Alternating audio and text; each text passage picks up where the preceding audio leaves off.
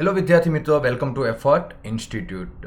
તો ખાસ કરીને આજનો આ તમારા માટે મેં વિડીયો બનાવેલો છે કે જે વિદ્યાર્થીઓ કે નીટ 2022 એટલે કે 2022માં જે વિદ્યાર્થીઓ નીટ આપવાના છે, તેમજ જે વિદ્યાર્થીઓને 600+ સ્કોર લાવવો છે, તો તેના માટેનું સિક્યુબ ફોર્મ્યુલા છે. એટલે કે સિક્યુબ ફોર્મ્યુલા એટલે શું કે જેનાથી વાંચેલું વિદ્યાર્થીને ક્યારે પણ ભૂલાશે નહીં. હવે આજે સિક્યુબ ફોર્મ્યુલા, આજનો જે વિડીયો ડિસ્કસ કરવાનો છું, તે માત્ર નીટની તૈયારી કરતા વિદ્યાર્થીઓ માટે નથી, પણ જે જેડબલની તૈયારી કરે છે, તેમજ 11-12 સાયન્સમાં ભણે છે કે કોમર્સમાં ભણે છે, ડિપ્લોમા ડિગ્રી એન્જિનિયરિંગમાં ભણે છે, કોઈ પણ સ્ટાન્ડર્ડમાં ભણતા હોય, કોઈ પણ સ્ટ્રીમમાં ભણતા હોય, તે વિદ્યાર્થીઓ માટેનો ફોર્મ્યુલા છે કે આ સિક્યુબ ફોર્મ્યુલાનું તમે જો પાલન કરશો કે જેનાથી તમે જે પણ વાંચશો તે ક્યારેય ભૂલાશે નહીં. પ્લસ ઘણા બધા વિદ્યાર્થીઓ શું કરે છે કે રટ્ટો મારતા હોય છે. હવે તમને પણ ખબર છે કે એન્ટ્રન્સ એક્ઝામમાં જે રટ્ટા મારેલું જે છે એ કોઈ કામ લાગવાનું નથી. એટલે કે આ ફોર્મ્યુલાથી તમારે રટ્ટા મારવાની ટેવ પણ ભૂલાઈ જશે. તો આપણે શરૂ કરીએ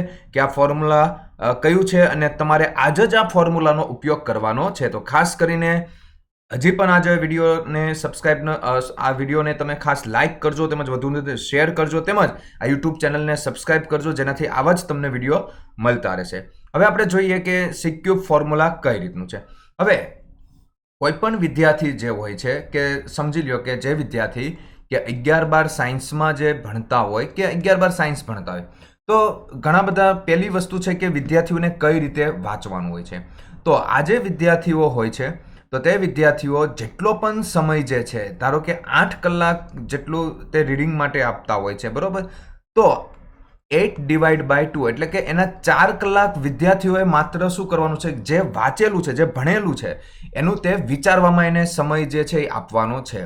હવે સમજી લ્યો કે કોઈ વિદ્યાર્થી જે છે કે ધારો કે 4 કલાક સુધી વાંચે છે, બરોબર છે, તો એને વાંચેલું હોય છે. તો હવે ખાસ કરીને આ વિદ્યાર્થીએ શું કરવાનું છે કે 2 કલાક જે છે એને જે પણ વાંચેલું છે એનું સ્પેશિયલ એને વિચાર જ કરવાનો છે, બરોબર છે. હવે વિચાર કર્યા પછી એને શું કરવાનું છે કે એક કોરું જે પેજ લેવાનું છે, એ પેજમાં જેટલા પણ મુદ્દા એને જે વાંચેલા છે એ એને મેઇન પોઈન્ટ નોટ ડાઉન કરવાના છે. પછી એને ચેક કરવાનું છે કે મને કયા પોઈન્ટ જે છે એ ભૂલાઈ ગયા છે, બરોબર છે. તો આ રીતે કરવાનું છે કે જેનાથી તમને કોન્સેપ્ટ એકદમ ક્લિયર થઈ જશે. હવે તમને પણ ખબર છે કે એન્ટ્રન્સ એક્ઝામમાં મેઇન જે ઇમ્પોર્ટન્ટ હોય છે કે કોન્સેપ્ટ ક્લિયર કરવાનો છે. હવે ઘણા બધા વિદ્યાર્થીઓ ખાલી રટ્ટો જ મારતા હોય છે, પણ તમારે આજથી જ આ ટેવ પાડવાની છે. કંઈ પણ તમે વાંચો છો તો 2 તમારે ક્વેશ્ચન પૂછવાના છે, તો વોટ પૂછવાનું છે અને વાય. આ ખાસ યાદ રાખજો. કોઈ પણ વસ્તુ તમે ધારો કે બાયોલોજી વાંચો, ફિઝિક્સ વાંચો, કેમિસ્ટ્રી વાંચો, તો કંઈ પણ તમે ક્વેશ્ચન વાંચતા હોય તો એમાં પહેલા સવાલ કરો કે હું શું વાંચું છું અને શા માટે વાંચું છું. આ બંને ક્વેશ્ચન તમે કરવાની ટેવ તમારે પાડવાની છે, જેનાથી તમને તે કોન્સેપ્ટ છે આખો સમજાઈ જશે, બરોબર છે. હવે તો આનાથી તમારે શું થશે કે પહેલો જ જે મુદ્દો આવશે કે કનેક્ટિવિટી વધશે. હવે કનેક્ટિવિટી એટલે શું થશે કે પહેલો આપણે સીની ચર્ચા કરીએ કે કનેક્ટિવિટી એટલે કે આ તમે સવાલ પૂછશો, બરોબર છે, કે જેનાથી તમને ઇન્ટરેસ્ટ જાગશે, ભાઈ આ શું છે, એટલે એક પ્રકારની તમારી કનેક્ટિવિટી વધશે. એટલે ખાસ તમે જ્યારે પણ વાંચવા બેસો તો વોટ અને વાય સવાલ ક્વેશ્ચન કરો.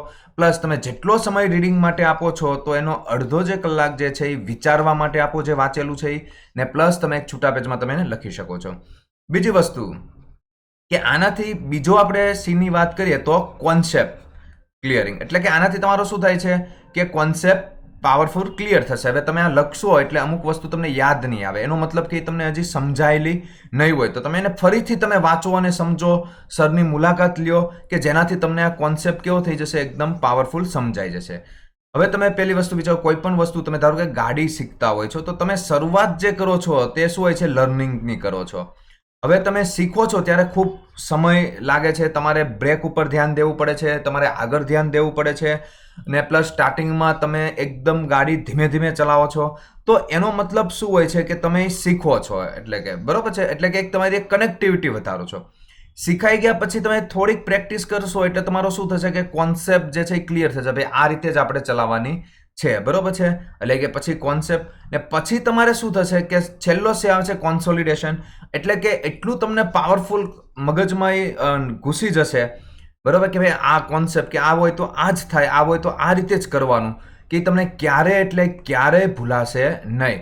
તો એ તમારે છેલ્લે આવશે, એટલે કે એને મતલબ શું છે, તમારે એના માટે શું કર્યું છે, પ્રેક્ટિસ પ્રેક્ટિસ પ્રેક્ટિસ, બરોબર છે. એટલે ઘણા બધા વિદ્યાર્થીઓ શું હોય છે, ખૂબ વાંચે છે પણ રિઝલ્ટ આવતું નથી. તો એનો પ્રોબ્લેમ ક્યાં છે કે તે લોકો વાંચે છે એટલે પેલી વસ્તુ કે આ એ સમજીને નથી વાંચતા, અને બીજી વસ્તુ કે તે મહેનત તો તે ખૂબ કરે છે પણ પછી કે તેના વિશે તેઓ થોડોક સમય પણ વિચારવા માટે, રિવિઝન માટે આપતા નથી, બરોબર છે. એટલે ખાસ હવે તમે જે તૈયારી કરો તો આ એક મુદ્દો, CQ ફોર્મ્યુલા યાદ રાખજો, કનેક્ટિવિટી તમારે કરવાની છે, કોન્સેપ્ટ ક્લિયર અને કોન્સોલિડેશન. એટલે કે હું તમને પ્રેક્ટિકલ વેમાં તમને કહી દઉં કે સવાલ કરો, પછી તમે જેટલો સમય વાંચવામાં આપો, કોઈ વિદ્યાર્થી 6 કલાક આપે તો 3 કલાક તમે જે વાંચેલું છે એનું તમે ખાલી અર્થઘટન કરવા માટે કે વિચારવા માટે મેં શું વાંચ્યું છે એનું તમે વારંવાર રિપીટેશન કરવા માટે કરો. એક છૂટા પેજમાં લખો ને પ્લસ તમે જુઓ, છૂટા પેજમાં તમારે લખવાનું છે, જે પણ ન આવડે તો એ તમારે પાછું શું કરવાનું છે, જોઈ લેવાનું છે. તો એ તમારા સિસ્ટમથી તમારે કામ કરવાનું છે. આ રીતે તમે કરશો એટલે તમને જે પણ તમે વાંચેલું છે એ ક્યારેય ભૂલાશે નહીં, અને બધી જ વસ્તુ તમને યાદ રહેશે. ને પ્લસ તમે આના લીધે સમજીને તમે વાંચતા શીખશો, ને જેના લીધે એન્ટ્રન્સ એક્ઝામમાં, નીટ જેવી એક્ઝામમાં કંઈ પણ ક્વેશ્ચન તમને ક્યાંયથી પણ પૂછાય, બરોબર, તો તમે એનો જવાબ તમે આપી શકશો અને તમને ક્યારેય ભૂલાશે નહીં, તમારી યાદશક્તિ પણ વધશે. તો ખાસ કરીને આ ફોર્મ્યુલાનું તમારે પાલન કરવાનું છે. તો કેટલા વિદ્યાર્થીઓ આ ફોર્મ્યુલાનું પાલન કરશે તે મને નીચે ખાસ કોમેન્ટમાં લખીને આપશે. અને તેમજ આ વિડીયો પસંદ આવે તો લાઇક કરજો અને વધુને વધુ શેર કરજો જે પણ સ્ટાન્ડર્ડમાં ભણતા હોય વિદ્યાર્થીઓને, કે જેનાથી એને ઉપયોગી થઈ શકે. ને ખાસ કરીને જે પણ વિદ્યાર્થીને અમારું જે રીનીટનો બેચ શરૂ થાય છે તેમાં અમે પણ આ કોન્સેપ્ટ વાપરીએ છીએ. તો એમાં જો એ કોન્સેપ્ટમાં ડેમો ક્લાસ તમારે જો જોઈન્ટ કરવું હોય તો નીચે લિંક આપેલી છે, તો એ લિંક ઉપર તમે ક્લિક કરી શકીને કરો છો અને જોઈન્ટ કરી શકો છો. ઓકે, તો ખાસ કરીને વિડીયો પસંદ આવે તો લાઇક કરો, તેમજ વધુને વધુ શેર કરો, તેમજ આ યુટ્યુબ ચેનલને સબસ્ક્રાઈબ કરો. Thank you for watching this video. Bye bye.